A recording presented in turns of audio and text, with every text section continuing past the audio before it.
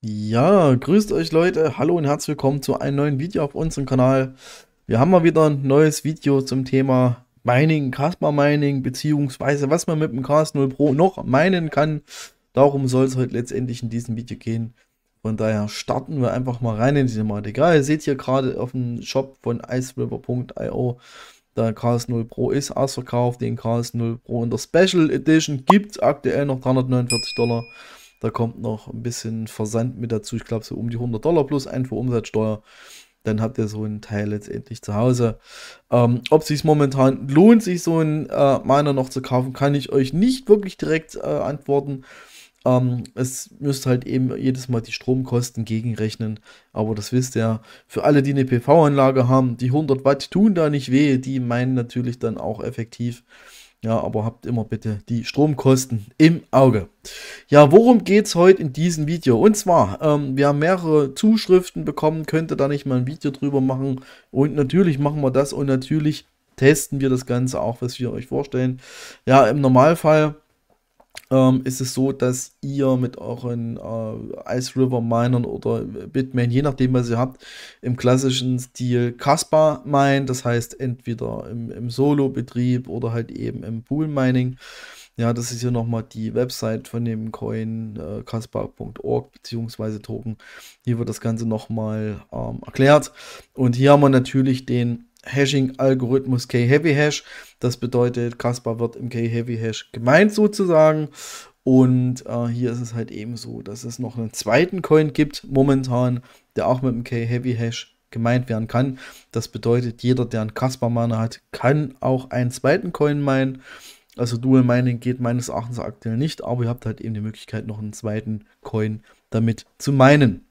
Worum geht's?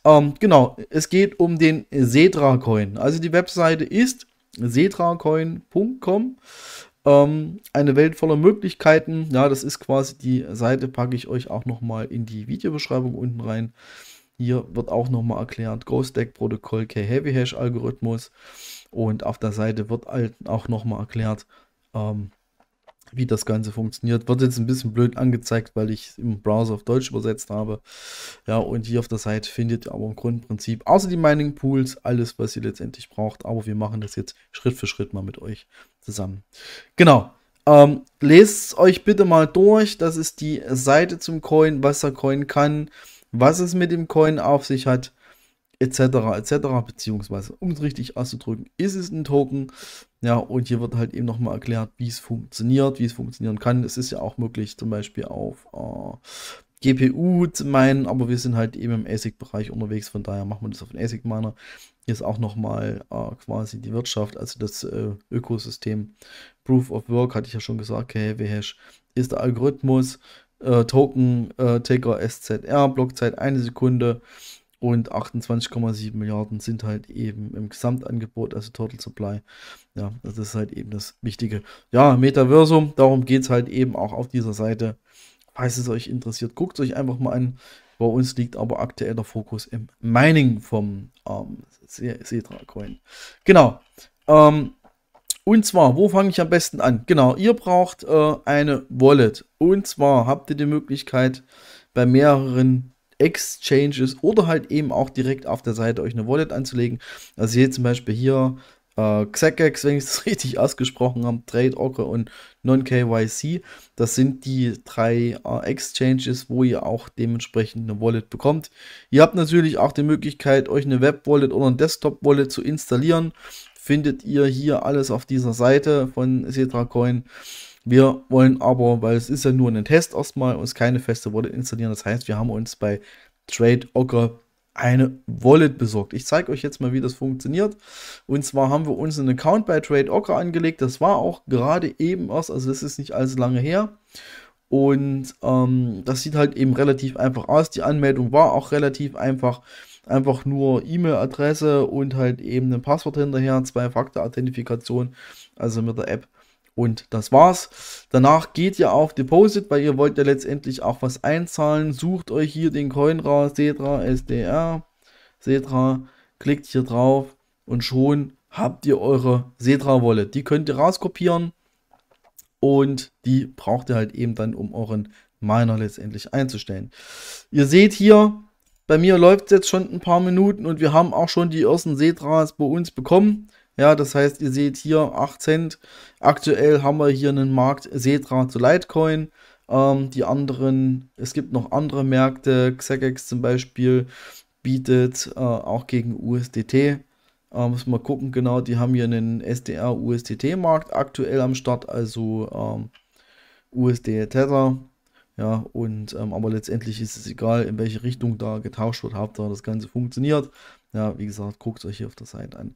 Ja, auf jeden Fall haben wir uns, also sind hier, wie gesagt, einen Trade-Account angelegt über Deposit, weil wir brauchen ja quasi die Wallet Setra, eine Wallet-Adresse erstellt und hier ist sie auch schon und das war auch schon der ganze Zauber. Und ich meine, wie ihr es macht, ihr könnt euch selber entscheiden, ob ihr euch auf eine Exchange eine Wallet anlegt oder ob ihr euch nochmal eine Wallet zulegen wollt auf einen Rechner, zum Beispiel eine Web-Wallet. Muss jeder selbst wissen. Hier wissen wir aber, dass es halt eben richtig funktioniert und auch dementsprechend, dass die geschürften gemeinten Coins auch relativ schnell, also das läuft bei uns vielleicht 20, 30 Minuten aktuell, auch relativ schnell schon die ersten Einnahmen da sind. Ja, von daher alles gut sozusagen. Ja, als nächstes brauchen wir einen Pool. Das heißt, wir müssen gucken, wo meinen wir das Ganze. Dazu geht ihr auf Mining Pool Stats. Könnt hier drüben eingeben. Setra Coin habe ich ja hier schon markiert. Wenn wir mal gucken. Seht ihr hier, klickt da drauf. Und dann werden euch die möglichen Pools angezeigt, wo ihr letztendlich meinen könnt. Was ihr letztendlich für einen Pool nehmt, ist ganz einfach, oder ich sage es mal relativ einfach, eure Geschichte, weil da möchte ich euch nicht reinreden. Der eine hat mehr Erfahrung gemacht mit einem K1-Pool, der nächste bei Hero Miners, der nächste im Hum-Pool, whatever. Es gibt auch ein paar deutsche Pools, seht ihr hier unten auch.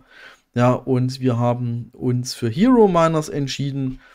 Und das läuft folgendermaßen ab. Ihr geht auf Hero Miners, ihr klickt hier drauf und ihr findet hier die Informationen, die ihr braucht. Das heißt, die Pool-Informationen. Das heißt, ich zeige euch jetzt mal, wie ihr das bei euch in Miner einrichtet. Ihr kopiert euch einfach mal diese Adresse hier, Central Europe Germany. Also wie gesagt, die Pool-Adressen sind unterschiedlich. Geht dann zu eurem User-Interface, Mining-Settings und dann tragt das hier ein. Also wenn ihr hier eintragt, also Stratum, TCP, Doppelpunkt, Backslash und hier muss das rein, was ich euch eben gesagt habe.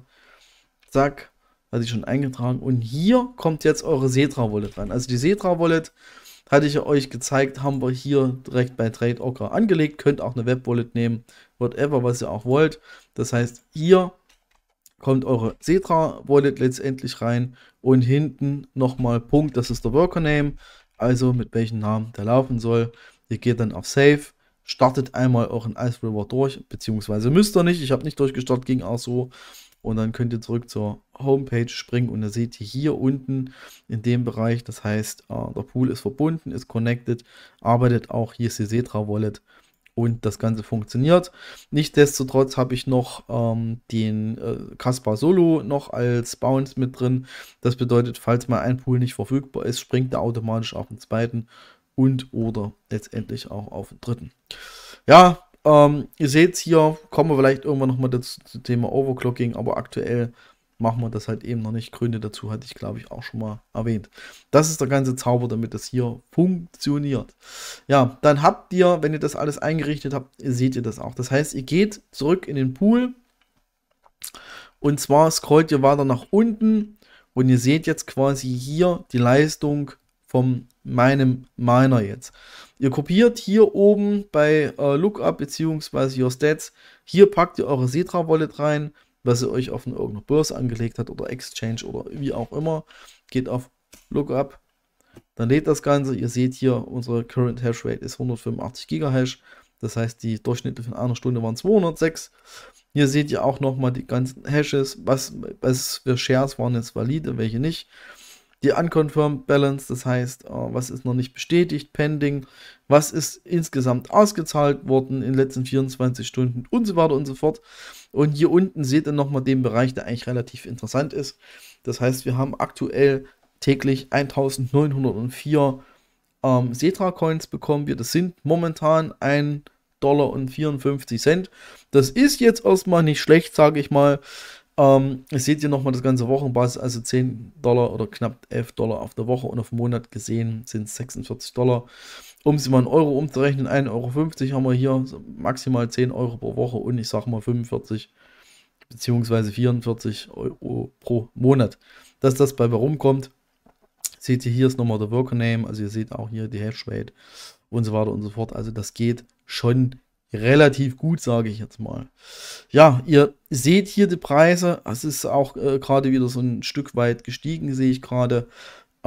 Es gibt aktuelle Preise dazu, und zwar seht ihr das hier zum Beispiel bei CoinGecko. Das heißt, wir haben aktuell ein Preisgefüge von 0,0008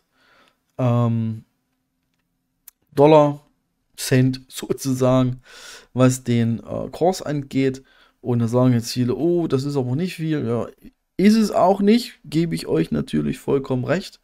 Ja, wenn man jetzt aber mal sieht, nur mal zum Vergleich, Kasma, wo der herkommt, da sieht es nämlich genauso aus. Wenn ihr hier mal seht, in welchem Bereich Kaspa letztendlich gestartet ist, da haben wir auch im 0,000 und Bereich. Ja, von daher kann es natürlich sein, dass auch der Cetra Coin vielleicht so ein bisschen auch nochmal die Strecke macht. Ihr seht es hier, also aktuell sind wir im Abwärtstrend, also es war schon mal definitiv mehr. Kommt aber drauf an, mit welcher Liquidität das Ganze startet, aber es ist definitiv Potenzial da und das beste Beispiel ist halt eben Kaspa. Ich möchte es nicht miteinander vergleichen, auf keinen Fall, aber halt eben nur mal so vorstellen sozusagen. Ja. Das war es eigentlich schon im Großen und Ganzen. Also wie gesagt, die Einstellungsgeschichte ist wirklich nicht schwer. Ihr findet alle Informationen auf der Cetra Coin Seite. Hier auf den Börsen könnt ihr euch eine Wallet anlegen. Dann springt ihr rüber zu Mining Pool Stat, sucht euch euren Pool aus, kopiert die Informationen, die ihr braucht, also die Pool URL und die Wallet einfach in euren Worker rein, beziehungsweise in eure Ice River Konfiguration. Geht auf Speichern. Und dann läuft das Ganze auch. Und ihr seht es auch hier nochmal. Ich kann ja mal nochmal Lookup aktualisieren. Seht ihr hier. Es geht alles seinen Gang. Ja, das heißt, das Mining funktioniert. Es ist halt eben nicht extrem viel, was man meinen kann. Aber es ist an einigen Tagen lukrativer wie das Kaspa Mining, wenn man nicht im Pool bzw. im Solo Mining mitmacht. Von daher, ja, alles gut. Das soll wie gesagt keine Finanzberatung sein. Vielleicht geht der Cetra Coin irgendwann mal durch die Decke und wir sind alles Millionäre. Hahaha. Da haben wir alle gelacht, mein Bauch und ich. Aber es ist halt eben eine Möglichkeit, auch mal einen anderen Coin zu meinen, wenn ihr sowieso schon einmal die Hardware zu Hause am Start habt. Ja, das war's von mir. Ich bedanke mich bei euch fürs Zuschauen. Für alle, die bei Cetra Coin mitmachen wollen, macht mit. Es macht auf jeden Fall Spaß. Ich bedanke mich bei euch. Bis die Tage. Bis später. Ciao.